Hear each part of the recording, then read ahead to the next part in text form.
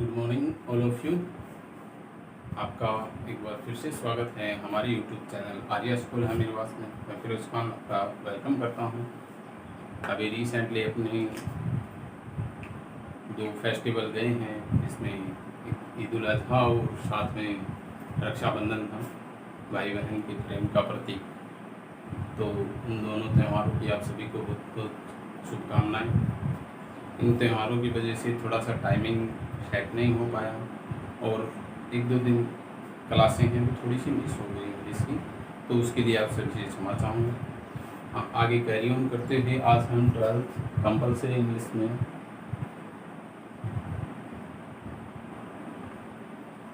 अपने topic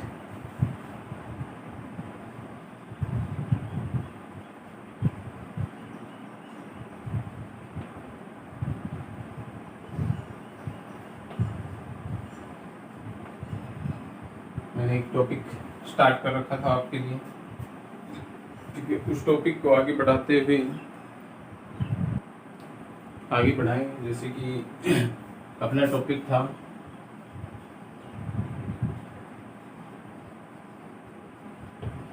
long composition. मैंने आपको बताया था लॉन्ग कंपोजिशन के अंदर 2 चीज़ें होती हैं, एक तो आर्टिकल और दूसरा बताया था स्पीच। आर्टिकल हमने कर लिया था कंप्लीटली, इसका एक आर्टिकल लिख के भी देखा था और इसको कंप्लीट किया भी था। आज हम देखेंगे आर्टिकल को छोड़ के स्पीच पढ़ेंगे। क्या पढ़ेंगे? स्पीच पढ़ेंगे। तो स्पीच आप लोगों को वैसे पता होगा स्पीच का हिंदी ट्रांसलेशन क्या होता है, स्पीच को हिंदी में क्या कहते हैं। स्पीच यानी कि भाषण, कोई वक्तव्य, यानी किसी व्यक्ति द्वारा कुछ विशेष अवसर पे या किसी विशेष स्थान पे अपने द्वारा बताए गए अच्छे शब्दों का, अच्छी वाणी का प्रयोग करके बताई गई कुछ अच्छी बातें वो एक भाषण के स्वरूप में रखी जाती है, जिसे भाषण कहते हैं।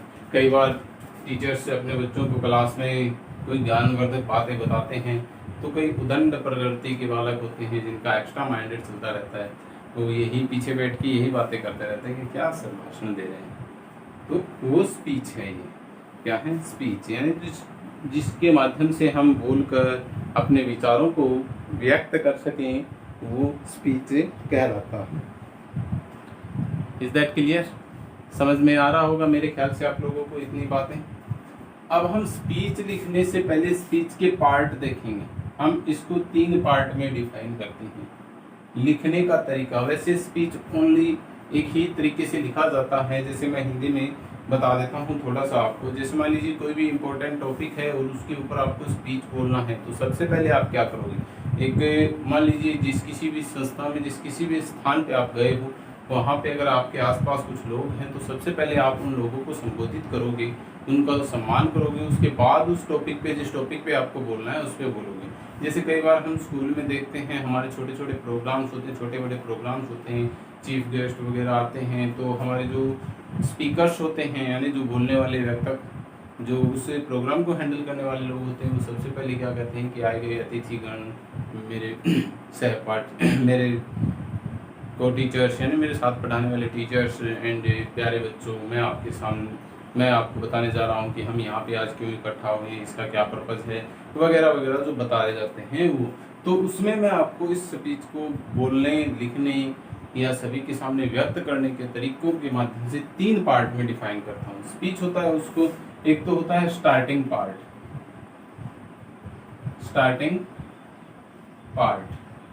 सेकंड होता है इसका मिडल पार्ट, ठीक है। थर्ड इसमें हम रखेंगे एंडिंग पार्ट। मतलब हमने क्या रखा? प्रारंभिक हिस्सा किस प्रकार से लिखेंगे, मिडल लाइंस किस प्रकार लिखेंगे और एंडिंग लाइंस किस प्रकार लिखेंगे। यानी हमने ये पता होना चाहिए कि हम स्पीच स्टार्ट कर रहे हैं। क्या स्टार्ट कर रहे हैं? स्पीच को स्टार्ट कर रहे हैं। तो उस स्पीच को स्टार्ट करने का हमारा मोटिव क्या है, हमारा उद्देश्य क्या है, या उसका मेन स्पेशली उसका टॉपिक क्या है। ठीक है, तो जब हम स्पेशली स्टार्ट करते हैं तो हम उसको लिखेंगे किसमें, पैराग्राफ्स में लिखेंगे। ठीक है, यानी पैराग्राफ टाइप में लिखा जाता है उसको। जब पैराग्राफ टाइप में लिखेंगे तो उसको किस प्रकार से लिखना है वो देखेंगे। तो सबसे पहले मैंने आपको बताया है कि इसका एक स्टार्टिंग पॉइंट होता है या स्टार्टिंग पार्ट होता है। उस स्टार्टिंग पार्ट को हम कैसे लिखेंगे, जब स्टार्टिंग पार्ट को लिखा जाता है तो वो कैसे लिखा जाता है। स्टार्टिंग पार्ट मतलब इसे हम क्या लिखते हैं, इसके अंदर हमारा स्पेशली मोटिव होता है टाइटल का।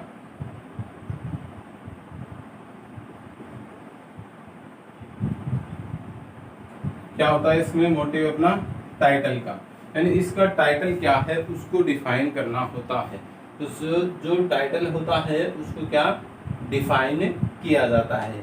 तो जो मेन विशेष टॉपिक होता है उसको डिफाइन किया जाता है, लेकिन उसको डिफाइन करने के लिए हमें कुछ एक शब्दों की और आवश्यकता पड़ती है। ठीक है, कुछ एक और शब्दों की आवश्यकता पड़ती है, तो उनके लिए हम क्या कर सकते हैं वो देखेंगे। तो आपने इतना सब कुछ मैंने जो बताया आपको समझ में आ गया होगा। अब हम आगे बढ़ते हैं। देखिए यहाँ से मैं सब कुछ रिमूव कर देता हूँ और आपके सामने एक ही टॉपिक डाल देता हूँ लॉन्ग कंपोजिशन में, SPEECH, स्पीच। यानी इस स्पीच का हमें टॉपिक देखना है या ये स्पीच वाला टॉपिक हमें देखना है। तो हम इसमें स्टार्टिंग पैराग्राफ या स्टार्टिंग पार्ट में क्या देखेंगे। सबसे पहला पार्ट मैंने क्या बताया, 3 पार्ट में स्पीच लिखेंगे। सबसे पहला स्टार्टिंग पार्ट, यानी प्रारंभ कहाँ से किया जाता है, शुरुआत कहाँ से की जाती है। तो मैंने अभी आपको हिंदी में बोल के बताया था कि जब हम कोई भी स्पीच स्टार्ट करते हैं तो उसमें सबसे पहले अपने जो मंच आसीन लोग हैं, मंचासीन जैसे मंच पे जो उपस्थित लोग होते हैं या उस क्षेत्र में, उस भाग में जहाँ पर हमारा कोई आयोजन है, वहाँ पर जो व्यक्ति एकत्रित होते हैं, जो लोग इकट्ठे होते हैं, उसको हम संबोधित सबसे पहले करते हैं कि नहीं, करते हैं ना। तो इसको ध्यान में रखते हुए हम इसको पढ़ेंगे। तो सबसे पहले हम क्या लिखते हैं, रिस्पेक्टेड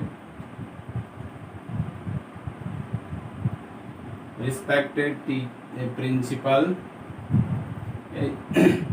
सीधे सबसे पहले लिख देंगे respectable chief guest principal teachers and my dear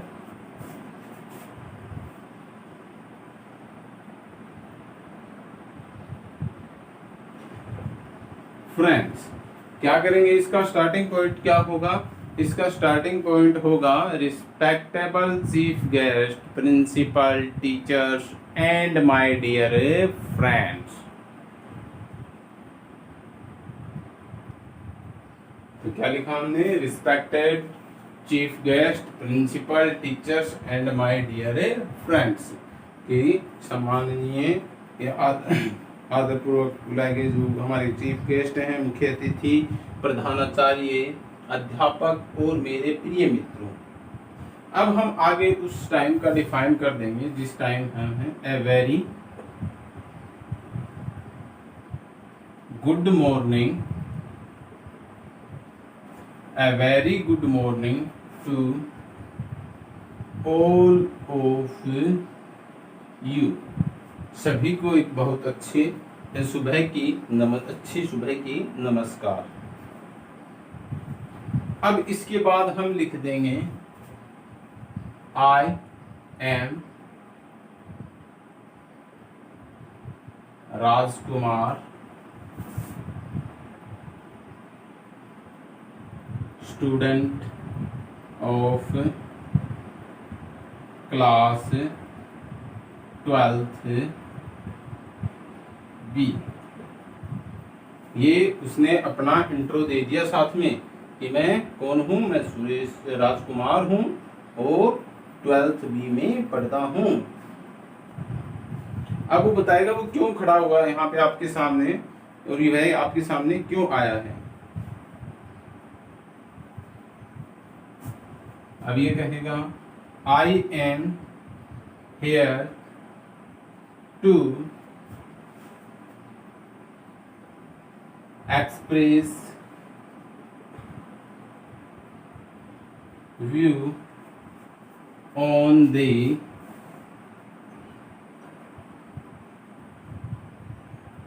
topic of, यहाँ पे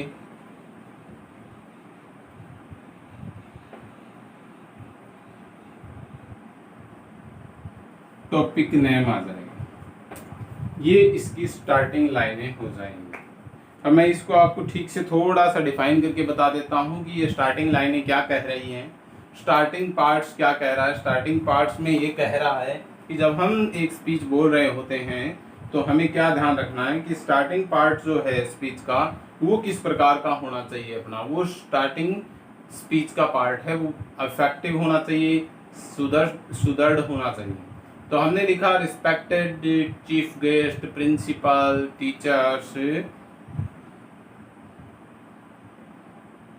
teachers and my dear friends, कि सम्माननीय मुख्य अतिथि, प्रधानाचार्य, अध्यापक गण और मेरे प्रिय मित्रों।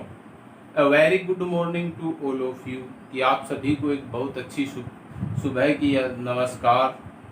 आई am Rajkumar, student of class 12th B, मैं 12th बी क्लास का राजकुमार हूँ। I am here to express my view on the topic of, अब यहाँ पे वो टॉपिक लिख दिया जाएगा जिस टॉपिक पे वो अपना व्यू या परिदृश्य स्थापित करना चाहता है, समझाना चाहता है हमें, वो व्यू आपको दर्शा देगा कि इस माध्यम से मैं आपको क्या समझाना चाह रहा हूँ।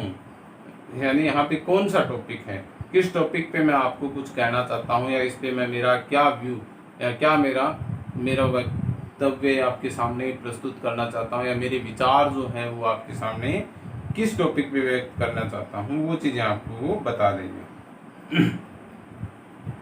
ये था आपका स्टार्टिंग पार्ट। अब इसके बाद स्टार्ट होता है अपना मिडिल पार्ट।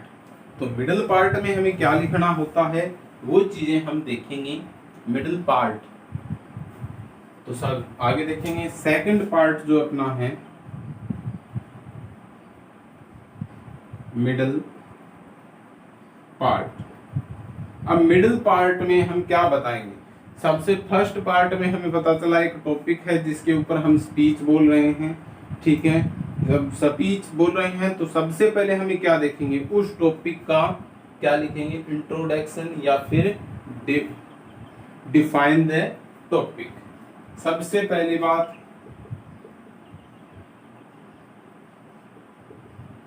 इंट्रोडक्शन या फिर डिफाइन द टॉपिक। ये दो बातें आपको विशेष कर ध्यान रखनी है कि इंट्रोडक्शन जो टॉपिक हम लिख रहे हैं उसका इंट्रोडक्शन, इसके बारे में बताना। इंट्रोडक्शन, उसके बाद डिफाइन द टॉपिक, मीनिंग,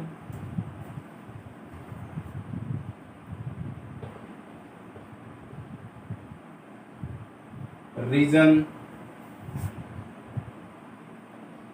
या कैज, रीजन या कैज दोनों का अर्थ भी क्या होता है, कारण ही होता है, ठीक है। रीजन या कैज का अर्थ क्या होता है, कारण ही होता है।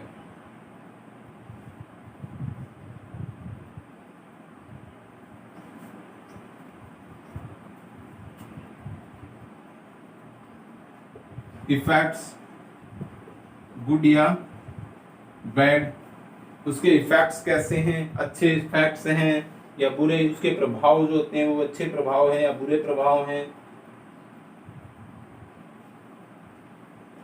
द प्रेजेंट स्टेट,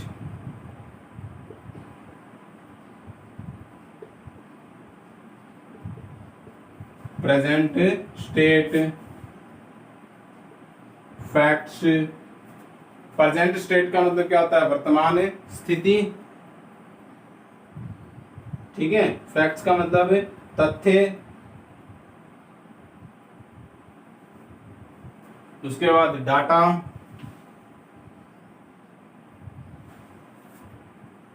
ठीक है।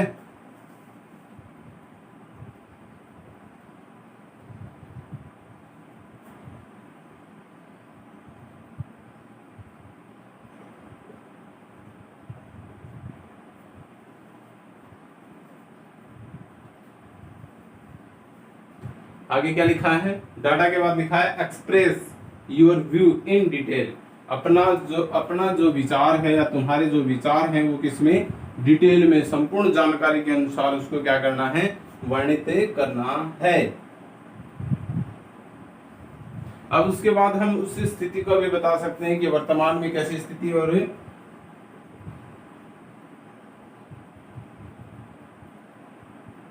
डिफरेंस इन प्रेजेंट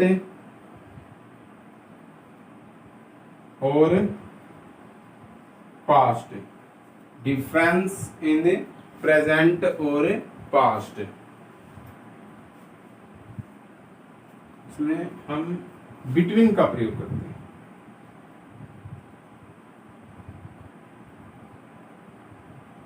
क्या यूज होगा? बिटवीन, डिफरेंस बिटवीन प्रेजेंट और पास्ट। वर्तमान या भूतकाल के अंदर उसका डिफरेंस, अंतर क्या था? भूतकाल में कैसी थी, अब कैसी है।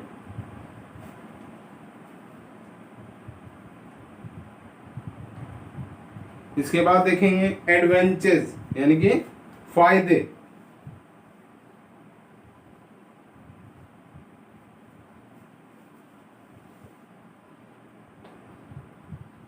एडवेंचर्स एंड डिसएडवेंचर्स,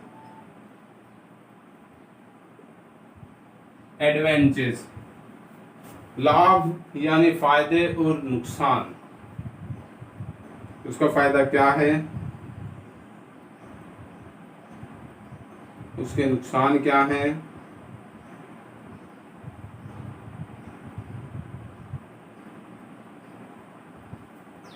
रिलेवेंट,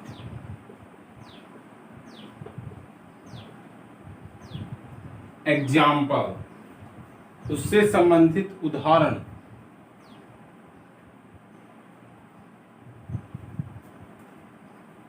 उससे संबंधित उदाहरण भी लिख सकते हैं। आस्क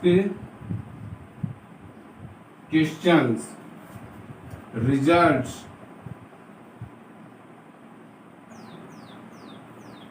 ये इसका मिडिल पार्ट हो जाता है।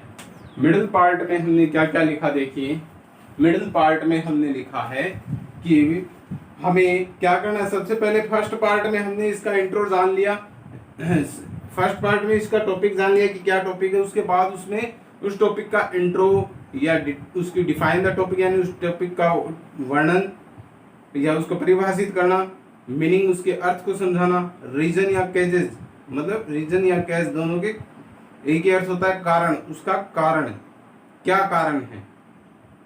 उस टॉपिक से संबंधित कोई कारण हो तो कारण। इफेक्ट, उसकी इफेक्ट यानी प्रभाव, उसके प्रभाव कैसा है, अच्छा प्रभाव है या बुरा प्रभाव है। द प्रेजेंट स्टेट, वर्तमान की स्थिति बतानी है। फैक्ट्स, उससे संबंधित तथ्य। डाटा यानी उससे संबंधित आंकड़े। Express your view in details, अपने विचारों को पूर्ण डिटेल यानी पूर्ण विवरण के साथ प्रस्तुत करना। द डिफरेंस बिटवीन प्रेजेंट और पास्ट, वर्तमान और भूतकाल के बीच उसका अंतर यानी उसका डिफरेंस क्या था, क्या अंतर था, अब कैसी स्थिति है, पहले कैसी स्थिति थी, ये चीजें समझानी।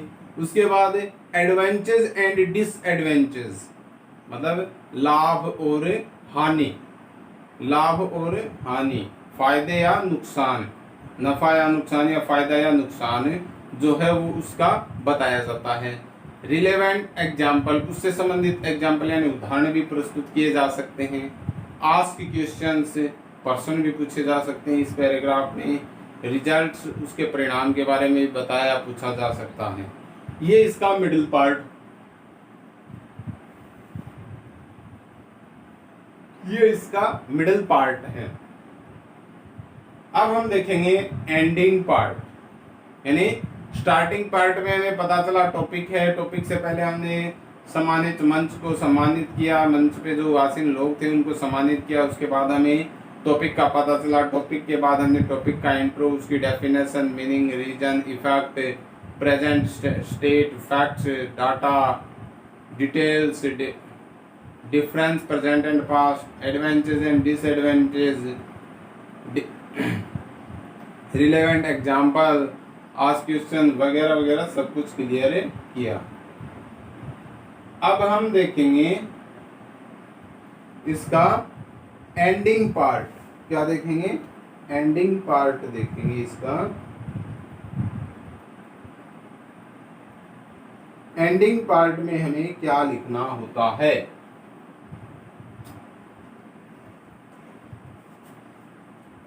एंडिंग पार्ट के लिए थोड़ी सी जगह निकाल लेते हैं। फर्स्ट पार्ट को इसको हम रिमूव कर देते हैं, यहाँ से इरेज कर देते हैं। तो देखेंगे एंडिंग पार्ट में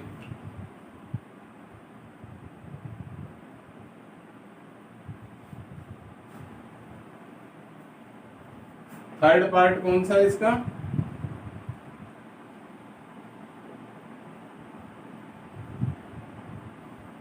थर्ड पार्ट क्या है? थर्ड पार्ट है इसका एंडिंग पार्ट। एंडिंग मतलब समापन की ओर। तो उसमें क्या है? सजेशन, मतलब उसकी सलाह है, उसके प्रति कोई सलाह देनी हो, ठीक है, सॉल्यूशन देना हो,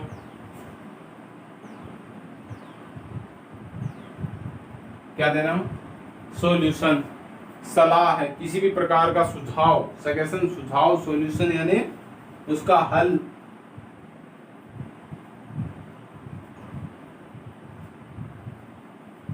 स्टेप 4, अगर कोई स्थिति खराब है तो उससे संबंधित स्टेप 4 इम्प्रूवमेंट, उसमें सुधार के लिए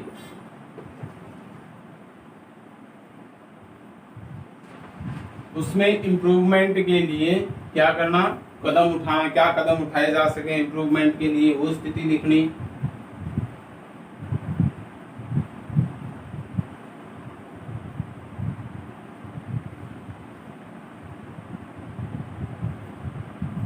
एन अपील, एक आग्रह, यानी अगर कोई सामाजिक स्थिति खराब करने वाला माहौल है या सामाजिक स्थिति से संबंधित कोई टॉपिक है तो उस पर हम एक अपील भी कर सकते हैं। वार्निंग, चेतावनी भी दे सकते हैं अंतिम भाग में, ठीक है। इसका कंक्लूजन भी कर सकते हैं। कंक्लूजन का मतलब क्या होता है?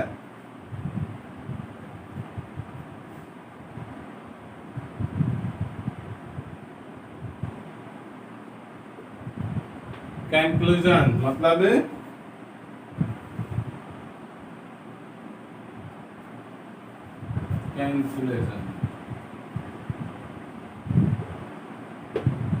कंक्लूजन का मतलब होता है निष्कर्ष। इसका अंत में निष्कर्ष क्या निकलता है, ये इसका लास्ट यानी एंडिंग पार्ट हो गया। किसका? स्पीच का एंडिंग पार्ट हो गया।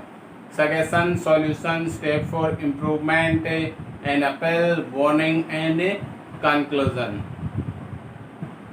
तो ये स्पीच के 3 पार्ट है जिसके माध्यम से हम एक पूरा स्पीच लिख सकते हैं। कोई भी टॉपिक अगर हमें मिला तो हमने सबसे पहले सभी को संबोधित किया, उस टॉपिक का नाम लिखा, फिर उस टॉपिक का इंट्रोडक्शन यानी उसको इंट्रोडक्शन किया, इन टॉपिक को समझाया आप लोगों को, डिफाइन उसको डेफिनाइट किया, उसको उसकी परिभाषा दी, उसका अर्थ बताया। यानी जिस किसी भी कंडीशन में अगर उसका इंट्रोडक्शन देना हो डिफाइन करना यानी उसकी परिभाषा से उसको समझाना हो या उसके अर्थ से उसको समझाना हो, तीनों लिख सकते हैं।